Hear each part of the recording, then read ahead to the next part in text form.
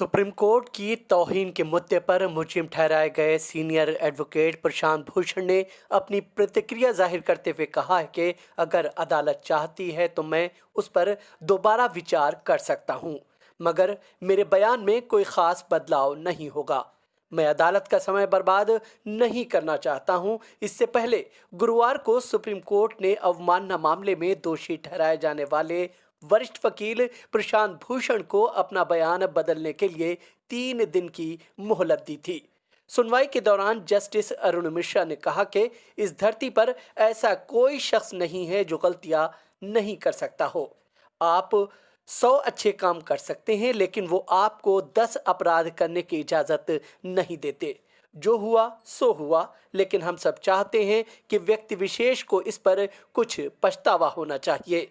इससे पहले वकील प्रशांत भूषण की अर्जी को अदालत ने खारिज कर दिया, जिसमें प्रशांत भूषण ने सजा पर होने वाली बहस को टालने और समीक्षा याचिका लगाने का मौका दिए जाने की अर्जी दाखिल की थी।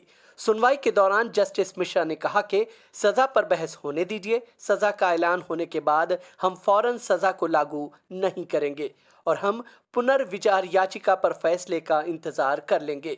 अदालत में प्रशांत भूषण के वकील दुष्यंत दवे ने कहा कि कोई आसमान नहीं टूट जाएगा अगर अदालत प्रशांत भूषण की पुनर्विचार याचिका पर सुनवाई का इंतजार कर लेगी। दुष्यंत दवे ने यह भी कहा कि रिव्यू पिटीशन की अवधि 30 दिन है और पुनर्विचार याचिका की अर्जी पर जजों की कोई दूसरी बेंच भी सुनवाई कर सकती है। कोई जरूरी नहीं है कि जस्टिस अरुण मिश्रा की ही बेंच मामले पर सुनवाई करे, लेकिन अदालत ने आपराधिक अवमानना के लिए सजा के खिलाफ उनकी समीक्षा याचिका दायर करने और फैसला होने तक सजा पर सुनवाई टालने से साफ इनकार कर दिया। अदालत ने कहा कि सजा के बाद ही फैसला पूरा होता है। दिलचस्प बात यह रही कि सुनवाई के दौरान मोदी सरकार भी प्रशांत भूषण के साथ नजर आई।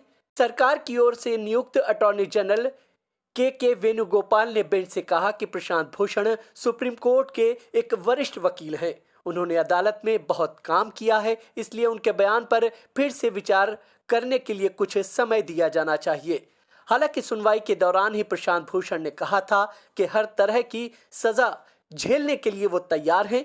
उन्होंने कहा कि उनका ट्वीट एक शहरी के तौर पर मेरे कर्तव्य का निर्वहन करने के लिए था और ये अवमानना के दायरे से बाहर है। उन्होंने कहा कि अगर मैं इतिहास के इस मोड़ पर नहीं बोलता तो मैं अपना फर्ज अदा करने में नाकाम रहता।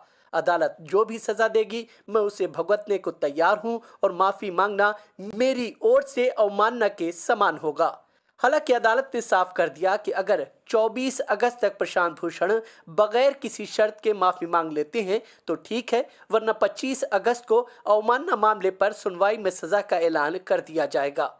याद रहे कि जस्टिस अरुण मिश्रा 2 सितंबर को अपने पद से रिटायर हो रहे हैं। गौरतलब है कि सुप्रीम कोर्ट को लेकर विवादित ट्वीट करने पर सर्वोच्च अदालत ने वरिष्ठ वकील प्रशांत भूषण को अवमानना का दोषी ठहराया था।